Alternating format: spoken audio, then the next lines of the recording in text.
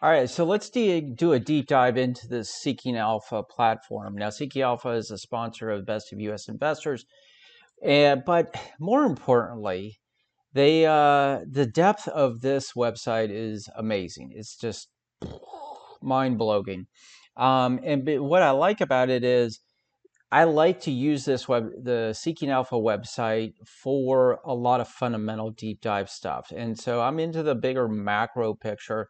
I'm looking at longer term periods of time. And so when I'm digging into a stock, I want to get into year over year earnings per share movements, rate of change, revenue share, year over year rate of change, EBITDA rate of change. I also want to take a look at what different rating systems are ranking that individual stock overall. And so what's cool about this is you can create a portfolio. I'm going to use my Triple Q's trade ideas top 10 holdings, which represents the NASDAQ 100 top 10 holdings. These 10 companies represent roughly 54% of the market allocation within the NASDAQ 100, which means they move the NASDAQ 100 around pretty easily, Apple being the number one. So one of the things that was important to me was to have a website that I could go to and I could create a quick, you'll take a look, here's what I'm looking at, here's what I would need to know, very important detail, information. And then if I wanted to dive deeper into that stock, I could do that. So today I'm going to use Meta as an example. What I was able to do was go in and create my own view of what I wanted to see in my dashboard. And so this is my view. And what was important to me was growth elements, which is revenue year over year, EBITDA, earnings before interest, taxes, deductions, and assessments year over year, earnings per share year over year. I want to see sort of a big picture of where that company was going, what they're doing, and so on. I also wanted to get a view of what other companies or people were rating that company. And so what Seeking Alpha has provided is three different rating company or rating services. One is Quant. This is all numbers driven, math driven. I love that because it doesn't have feelings or how I feel about the company or how I like this or that. It just goes by the numbers, and to me that is the cleanest data you can get. Seeking Alpha authors ratings is a consensus of all the different writers who write on, say, a specific company or a specific sector or subject matter, and it takes their ranking of a, say, in this case, Meta, and it ranks it, gives that ranking as, it takes all that different individuals' rankings, brings it together and averages it out. And then, of course, we use Wall Street consensus, and I wanted to see that as well. And so the other element was I wanted to break down the different categories such as valuation. I wanted to see how the Seeking Alpha algorithm looked at valuation, growth, performance, momentum, profitability, and ownership. I wanted to see who is out there or owning. Actually, I don't have ownership there, but anyhow. And so what I went and did that. I create that, and I then I load it up, and this is a quick view of what I want to see every time earnings season comes around. So to give you an example, with Meta, the price is at $176.20 today, up 3.93%. The volume is at 28 million. Average volume is 32.56. So what that tells me is we're almost, about 2 hours or so away, for 2.5 hours before the end of the day. We're approaching that average volume. If we exceed it, it tells me something a little more interesting, that people are entering or exiting Meta in this case. When I get to my fundamentals, I see here that earnings per share year over year growth for Meta was down 37.62%. Revenue was down 1.2% or 1.2%, and EBITDA year over year was down 22.81%. Oh, okay, wow. So that's interesting. That makes me think, okay, what is happening that in the sort of global macro side of things that it's affecting their earnings year over year? And what I want to find is that consistency of what's that rate of change year over year. And as we get into the earnings for the first quarter of 2023, I want to see what those match up to March of 2022 or first quarter of 2022 and take a look at that. I'll compile that, put it in my spreadsheet, and I'll start to look at a year over year, quarter over quarter relationship and see what that rate of change is. And that's going to tell me more and more where I believe, give me a better projection of where Meta is going. But I also lean on the quant model. It basically gives it a hold. The Seeking Alpha authors, they give it a buy along with Wall Street. So that gives me another viewpoint, more so, or a different viewpoint than what I'm, in addition to what I'm doing with what I'm looking at. Valuation, it breaks it down to a C.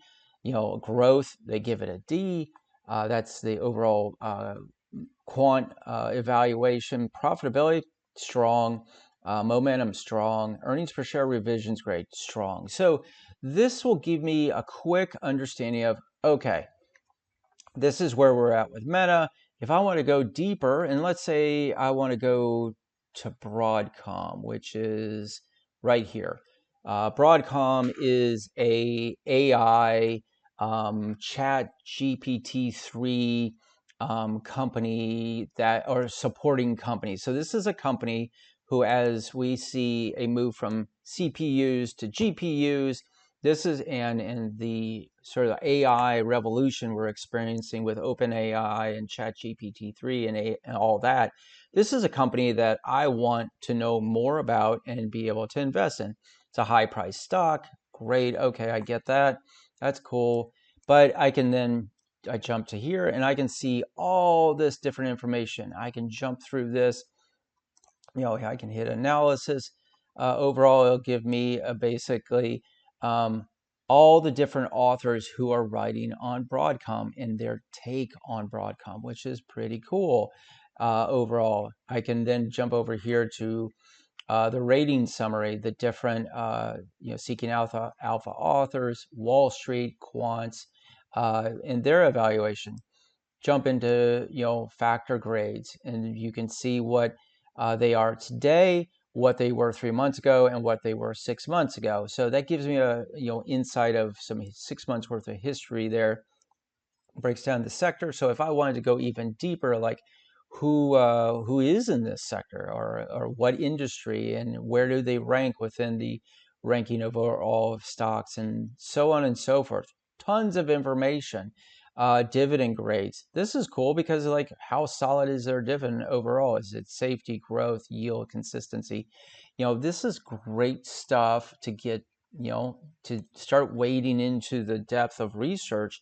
And as deep as you want to go, you can go with it. Go when it comes to Seeking Alpha. You can go, over your head, deep dives, get into the financials. You can see their P&L, their income, P&L, balance sheet, cash flow. I mean, it breaks it down and it gives you history, of all the different information that you would need to really truly do a deep dive analysis of this company. You can then jump over here and go, who's their competitors, peers? Okay, let's check that out. And so what this does, it compares their Broadcom in this case to their peers. So you can see the different companies that they compete against in one way or another. You can see their market capitalization, enterprise value, employees, number of employees, all of this type stuff. Wall Street analysts, that kind of thing, people who are covering this company. A super comparative chart along with the different ratings of the different companies overall. Ratings within the quant rating, the SA author rating, the Wall Street Street analysis rating, and it gives it for each company. So it gives you an idea. So for instance, I can look at Broadcom and they get a hold and 2 buys, or I jump over to Intel and it's all holds. And so I can see who really is competing overall with this company. Jump into the quant ratings, they give you that here. Quant factor valuations, where are they strong? They give pretty much everybody except for AMD a below D or below level, or when it comes to growth, could be something to do with where we are in the economy overall. And so I use this information to make decisions not on a short-term trading basis, but on a long-term trading basis. Gives a dividend breakdown. How am I going to use this? Is this a company that I believe is going to help change the world? And what is the supporting data behind it? So it's very cool. And then it gives you, ownership, performance, and so on. Let's jump back up here and let my internet catch up with us here. And we can see, of course, it has charting.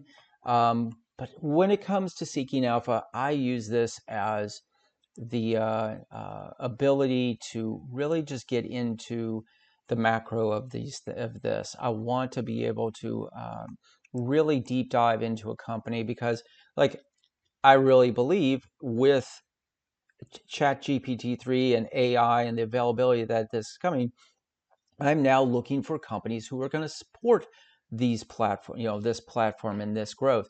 Broadcom being one of them. I like it. Not a recommendation or advice, but it is what it is. All right, so let's jump back into Seeking Alpha here, and we can look at the top-rated stocks that they pick. Okay, so I just click on it. Gives me pulls up A through Z, the different stocks they use using these criteria, as we can see up here. And you can delete it. You can add to it, which is very cool.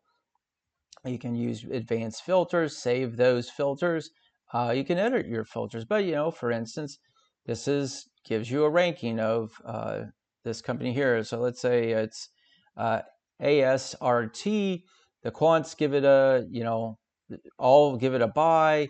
Shows you the different valuations based on the quant model, and then you can get into all the different elements that we discussed earlier on an individual level, and you can break those out. Here's one I thought was really cool. Let me see if we bring it up here. Okay, here. All right.